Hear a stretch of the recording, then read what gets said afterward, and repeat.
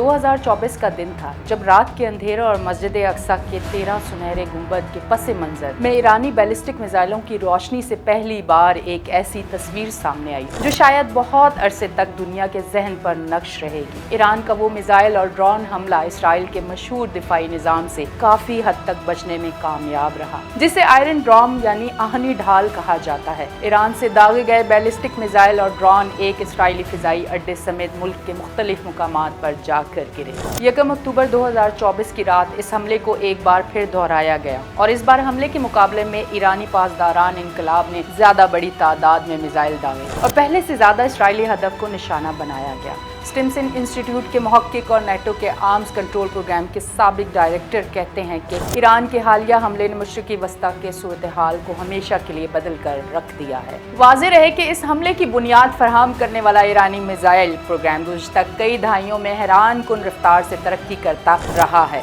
और ईरान हुकूमत को इस प्रोग्राम पर इस हद तक भरोसा है कि इन मिसाइलों के हदफ को निशाना बनाने की सलाहियत की वजह से इनके लिए पॉइंटर की इस्तेलाह इस्तेमाल की जाती है। इसलिए ये मिसाइल प्रोग्राम मगरबी दुनिया और इसराइल के साथ साथ मशरिकी वस्ता के चंद अरब ममालिक के लिए भी संजीदा मसाइल बना रहा है। ये मिसाइल प्रोग्राम क्या है, ईरान के पास किस किस्म के और कितने फासले तक मार करने वाले मिसाइल हैं और तमाम तर पाबंदियों के बावजूद ईरानी मिसाइल प्रोग्राम इतना जदीद कैसे बना, इन तमाम सवालों के जवाब इस तहरीर में मौजूद हैं। अमरीकी इदारे पीस इंस्टीट्यूट के मुताबिक मशरिकी वस्ता में ईरान के पास सबसे बड़ा और मतनू बैलिस्टिक मिसाइलों का जखीरा मौजूद है। साथ ही साथ ईरान खित्ते का वाहिद मुल्क है जिसके पास जौहरी हथियार तो नहीं लेकिन इसके बैलिस्टिक मिसाइल 2000 किलोमीटर के फासले तक पहुंच सकते हैं। बैलिस्टिक टेक्नोलॉजी तो दूसरी आलमी जंग के वक्त बन चुकी थी, ताहम दुनिया में सिर्फ चंद ही ममालिक के पास ये सलाहियत है कि वो खुद इस टेक्नोलॉजी की मदद से बैलिस्टिक मिसाइल बना सके। सन 2006 में अक़वाम मुत्तहिदा की सिक्योरिटी काउंसिल ने एक करारदाद मंजूर की जिसके तहत किसी भी किस्म की जौहरी टेक्नोलॉजी या मवाद की ईरान को फरोख्त पर पाबंदी आयद कर दी गई। इसमें ऐसा सामान भी शामिल था जिसे किसी और मकसद के साथ साथ अस्करी मकासद के लिए भी इस्तेमाल किया जा सकता है। 3 माह बाद अक़वाम मुत्तहिदा की सिक्योरिटी काउंसिल ने एक और करारदाद में ईरान से रवायती हथियारों या असला की लेन देन पर भी मुकम्मल पाबंदी लगा दी जिसमें अस्करी टेक्नोलॉजी भी शामिल थी।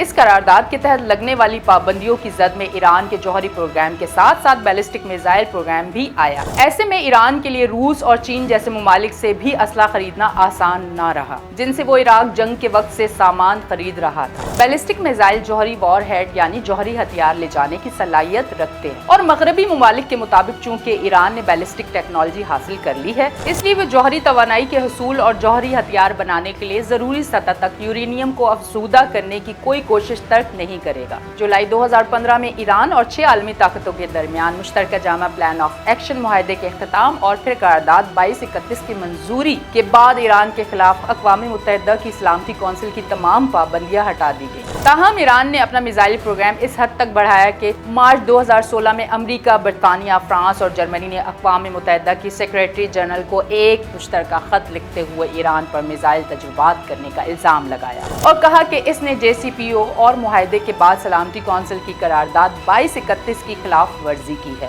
बिलाखिर 2020 में अमेरिका के साबिक सदर डोनाल्ड ट्रंप ने इस मुआहदे से दस्तबरदारी का फैसला किया। अमेरिका के इस मुआहदे से दस्तबरदारी की एक वजह ईरान के मिसाइल प्रोग्राम के खतरे से निमटने और इस प्रोग्राम का मुआयना और तस्दीक करने के लिए दरकार तरीक़ेकार की कमी थी। अगरचे ईरान ने ये जाहिर करने की कोशिश की है कि वो मुश्तरका जामा प्लान ऑफ एक्शन का हिस्सा है, लेकिन करारदाद 2231 में तयशुदा डेडलाइन के खात्मे के साथ ही रूहानी हुकूमत ने अक्टूबर 2021 में रूस और चीन से हथियारों की खरीदारी के लिए इश्तहारात दिए, लेकिन पाबंदियां अभी तक बरकरार हैं और उन्होंने ईरान को अब तक इस ख्वाहिश के हसूल से बाज रखा है। ईरान इस वक्त 50 से ज्यादा किस्म के रॉकेट, बैलिस्टिक और क्रूज मिसाइलों के साथ साथ अस्करी ड्रोन्स तैयार करता है जिनमें से कुछ रूस और यूक्रेन की जंग जैसे आलमी तनाज़ात में इस्तेमाल भी हुए हैं।